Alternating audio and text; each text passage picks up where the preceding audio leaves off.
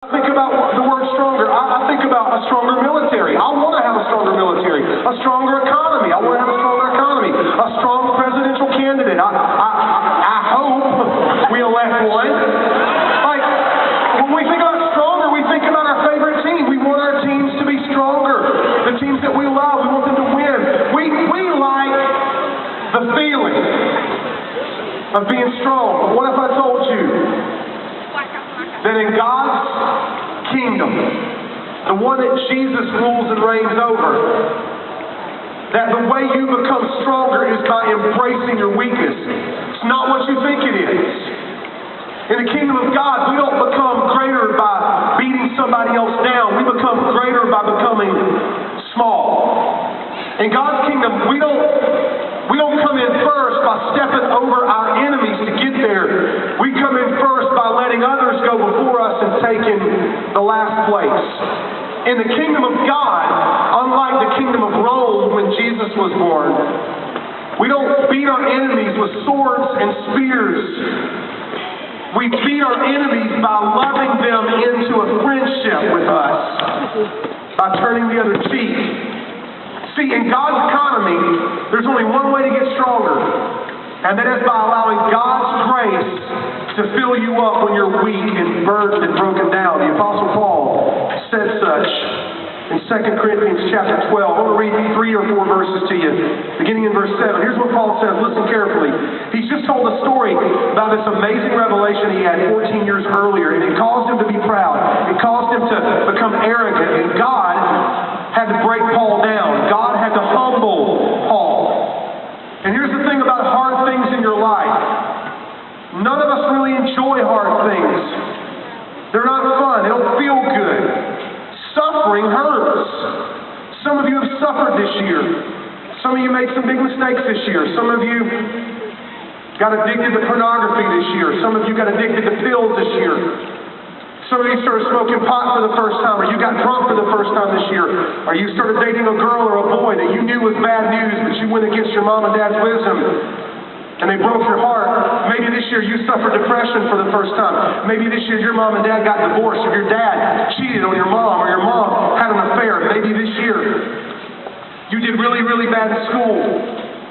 You swore you would never, ever go down that path, but you picked some bad friends that influenced you the wrong way.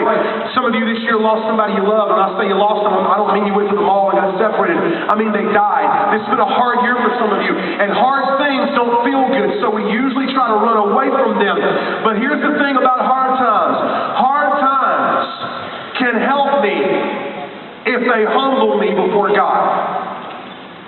And this is what God does in our lives. God doesn't hurt us because this broken, sinful world we live in hurts us. But what God can do is He can leverage the things that hurt you to help you if they will drive you to your knees so you'll call out to Jesus.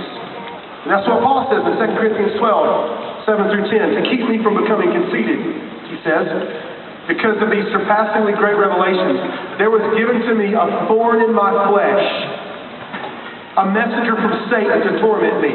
Now listen to what Paul writes in the next verse. He says, 3 times I begged God to remove it. 3 times I pleaded with God to take it away from me. 3 times I said, God, this is a painful experience. Can you please deliver me? Set me free. Give me some relief. But God said to me, my grace is sufficient for you because my power is made perfect in weakness. Now that doesn't make any sense to common people like us. Doesn't make any sense that you're strong when you're weak. No, you're strong when you're strong. You're not strong when you're weak. But according to the Apostle Paul, he learned a lesson in a time of his weakness. He goes on to say, so since I learned this lesson, I will boast. I will brag about my weaknesses so that Christ's power may rest on me.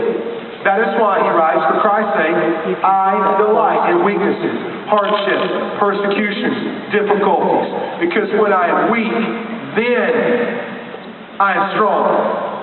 How in the world does that work out? In the previous chapter, in 2 Corinthians chapter 11, verse 24, Paul says, he goes on this list, and he lists off this big, long list of persecutions and sufferings he had endured. He talks about being shipwrecked. He talks about spending a a night and a day in the ocean without a boat because his boat had capsized and crashed. He talks about being in danger from his old friends, from his old former colleagues in Judaism. He talks about death threats, and he mentions this one thing. He says, 5 times I was beaten with the 40 lashes minus 1. This was a form of torture that the Jews would use, and the Romans would too, on someone who had been convicted of a crime. They would beat them across the back with a device called a cat of nine tails, and they could only hit them 39 times because at 40 it was considered a sin because so many men would die. Most men that were ever punished that way would die or lose body parts, their nose, their lips, their tongue, their teeth. Sometimes when a man was beaten with a cat of nine tails, because those leather straps weren't just leather straps, they were embedded with glass and bone and metal. And those straps would rip a person's skin apart, and when a man was beaten with a cat of nine tails, it was common for his entire torso to be ripped apart, for ribs to be broken, and even for his internal organs to spill out of his body. Paul says, I was beaten like that 5 times. That's why Paul says in Galatians 6:17, let no one cause me trouble because I bear on my body the marks, the scars of Jesus Christ. If he was beaten 5 times with a cat of nine tails, doctors would say he would probably have between 1 and 2 inches of scar tissue across his entire back, from his neck to his waist and across his thighs and stomach. Can you imagine how harmful that was when he was being beaten, but how hurtful that was for the rest of his life when he tried to tie his sandals, when he tried to lay down and go to sleep at night?